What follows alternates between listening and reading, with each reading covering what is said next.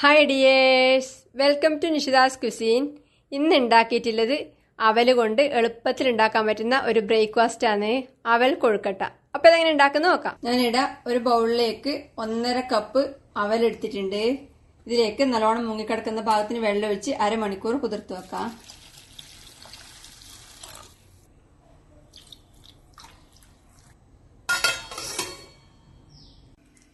അവല് കുതിർത്ത് വെച്ചത് അരമണിക്കൂറിന് ശേഷം വെള്ളം ഊറ്റി കളഞ്ഞെടുത്തിട്ടുണ്ട്. ഇനി ഇതിലേക്ക് കുറച്ച് ചേരുവകൾ താളിച്ച് ചേർക്കണം. അടുപ്പത്ത് ഒരു പാനിൽ വെളിച്ചെണ്ണ ഒഴിച്ച് ചൂടാക്കി 1/2 ടീസ്പൂൺ കടുകും 1 ടീസ്പൂൺ ഉഴുന്നുപരിപ്പും 1 ടീസ്പൂൺ കടലപ്പരിപ്പും ഇട്ട് താളിക്കാം.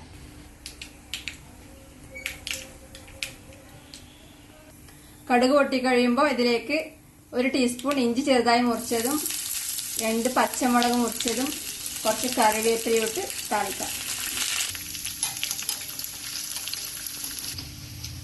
ഇഞ്ചിയും പച്ചമുളകെല്ലാം മൂത്ത് വരുമ്പം ഇതിലേക്ക് 2 നുള്ളി കായപ്പൊടി കൂടെ ചേർത്ത് തീ ഓഫ് ചെയ്ത് അവലിലേക്ക് ചേർക്കാം.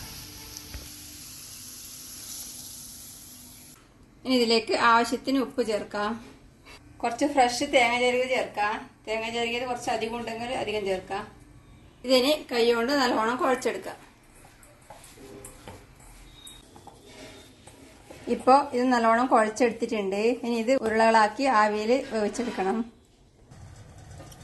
അടുപ്പത്ത് ഒരു സ്റ്റീമറിൽ വെള്ളം വെച്ച് തിളപ്പിച്ചിട്ടുണ്ട്. ഇതിന്റെ മേലെ ഒരു പ്ലേറ്റ് വെക്കുന്നുണ്ട്.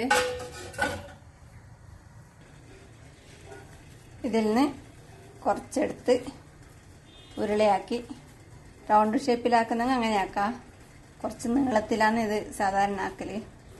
ഇപ്പം കുറച്ച് നീളത്തിലാക്കുന്നുണ്ട്.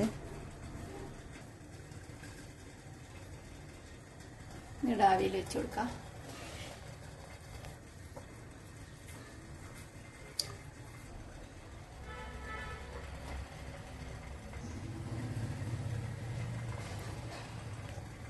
മൂന്ന് കൊഴക്കട്ട ഉരുട്ടിയെടുത്തിട്ടുണ്ട്. ഇത് വേവിച്ചെടുക്കാം.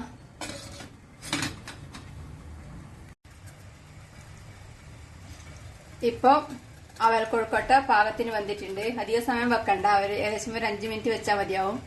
അവൽ കൊഴുക്കട്ട പുറത്തേക്ക് എടുത്തിട്ടുണ്ട്. ഇത് ചൂടാറിയ ശേഷം മാത്രമേ കൈകൊണ്ട് എടുക്കാൻ പാടുള്ളൂ, അല്ലെങ്കിൽ സോഫ്റ്റ് കൂടുതലായിട്ട് ഇങ്ങനെ ചിലപ്പോൾ ഉടഞ്ഞു പോകാൻ ചാൻസ് ഉണ്ട്. ബാക്കിയുള്ളതും കൂടെ ഇതേപോലെ ചുട്ടെടുക്കാം.